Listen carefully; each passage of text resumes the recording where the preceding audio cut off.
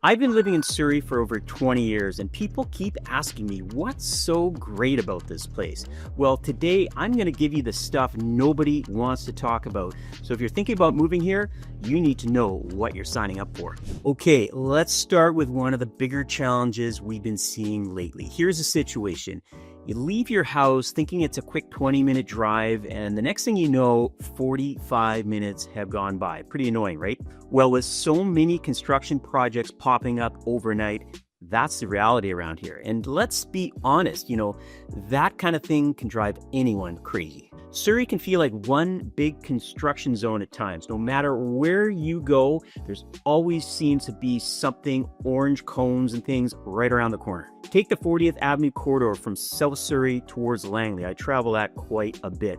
That stretch has been under construction for road widening probably for about a year now, and it's still going on. And here's the thing, it's not just 40th Avenue. You've got Highway 1 to Fraser Highway Valley Corridor upgrade, the Fraser River Tunnel project to replace a George Massey Tunnel with construction supposedly starting sometimes this year, but it hasn't started yet.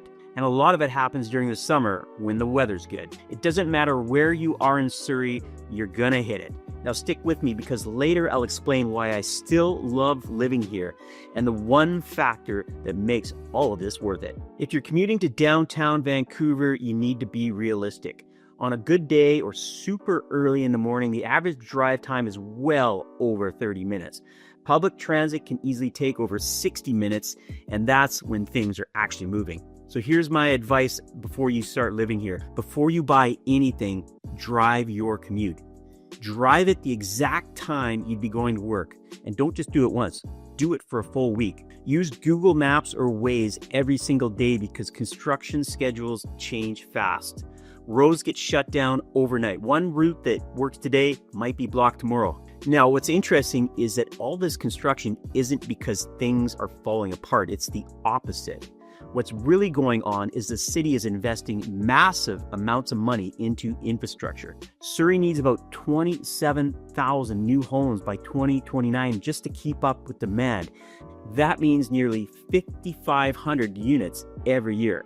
We're pretty much watching a city transform in real time. And historically, property values benefit from infrastructure upgrades like this. And that's exactly what's going on here.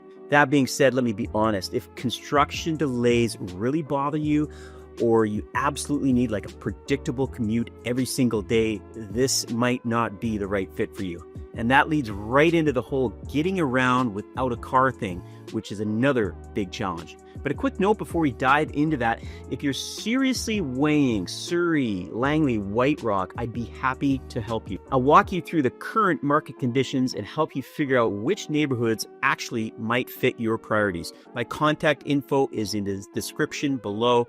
Now let's get back to it. Only about 27% of people here have access to frequent transit. In Vancouver, that number is closer to 90%.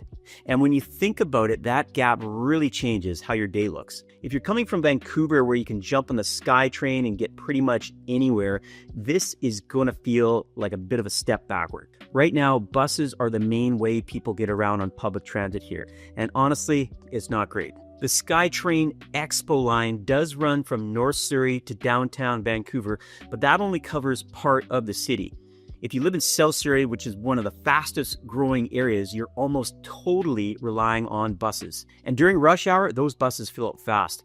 TransLink has said that the 5 most crowded routes in all of Metro Vancouver are right here in Surrey. It's not unusual to see a sorry bus full message when you're trying to get on. So if you don't have a car or you're planning to commute into Vancouver using transit, this is something you really need to think through carefully. That being said, there is a silver lining here, and it's a big one. The $6 billion Surrey to Langley SkyTrain extension is under major construction right now. It's a 16-kilometer extension of the Expo line, mostly running above Fraser Highway. There will be 8 new stations, and once it's done, that trip from Langley City Centre to the King George Station drops to about 22 minutes. Construction is expected to wrap up in late 2029, and when that opens, it's going to completely change how people move around this area. For families who work locally in Surrey or Langley, this transit setup is manageable.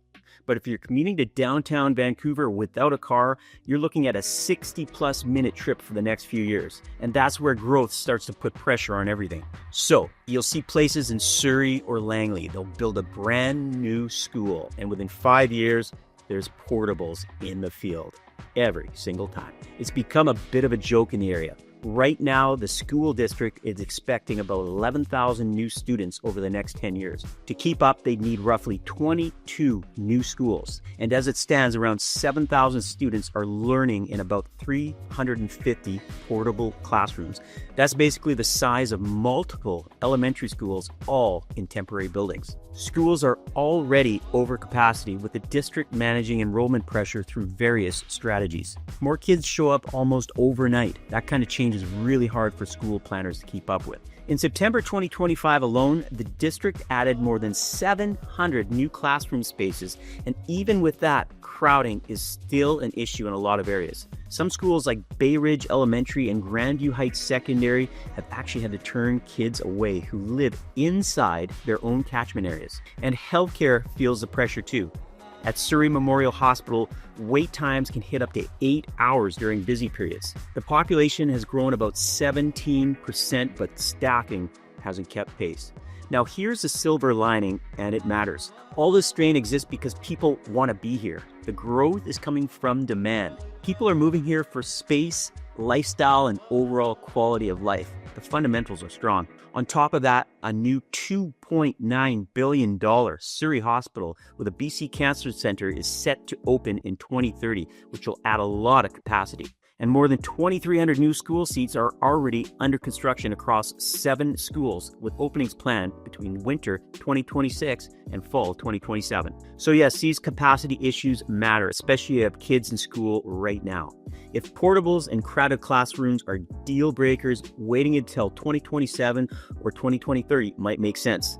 But if you can live through the transition, you're getting in before the infrastructure actually catches up. And when we start comparing the lifestyle here to Vancouver, that trade-off really looks different. Surrey doesn't really have that boutique feel. And honestly, I don't even love that term, but what I mean is it doesn't have the same nightlife or overall vibe you get in downtown Vancouver. Vancouver has restaurants everywhere, different bar scenes in places like Gastown, Yaletown, and Surrey just really isn't built that way. The nightlife here is pretty limited, but you do have some spots, some sports bars, family restaurants, and other local spots. So if you feed off that city energy, love walking from bar to bar on weekends like I used to when I was younger, or need that big metro scene, Surrey's probably going to feel boring to you. Here's the thing though, it's not a flaw, it's by design.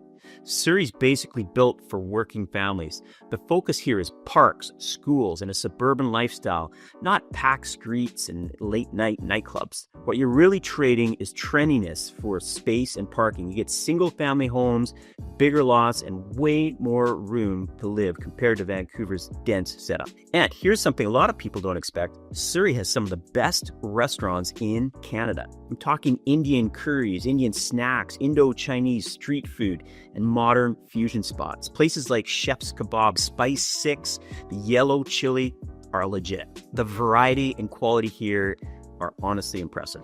On top of that, you've got easy access to beaches, parks, and the US border without fighting the downtown traffic. There are over 800 parks here with space set aside to protect natural areas, and more than 650 kilometers of trails for walking, hiking, and biking. So if you're a single professional looking for nonstop city energy, this isn't your place. But if you're a family that wants space, great food, easy outdoor access, the value here is hard to beat. Once your priorities line up, the nightlife trade-off stops feeling frustrating and starts feeling intentional. After hearing about construction, transit issues, crowded schools, and limited nightlife, you're probably asking yourself, why would anyone stay? So here's my honest take after so many years of living here. I don't really need to leave. My job's here. Everything I need, food, restaurants, recreation, schools, it's all close by. And honestly, if I could go back and do it all over again, I'd still start my real estate career here in the Surrey or Langley area. It just has everything I need. There's also a ton of golf out here. You've got 13 courses right inside the city, plus more than 60 options within 30 kilometers away. That's way more than Vancouver, and it's mostly because there's more land. And most of the time, you don't even need to head into Vancouver.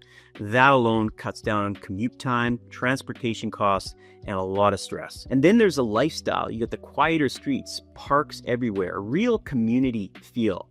If you're raising kids, this is what a lot of families are looking for. Bigger lots, detached homes, space to be outside.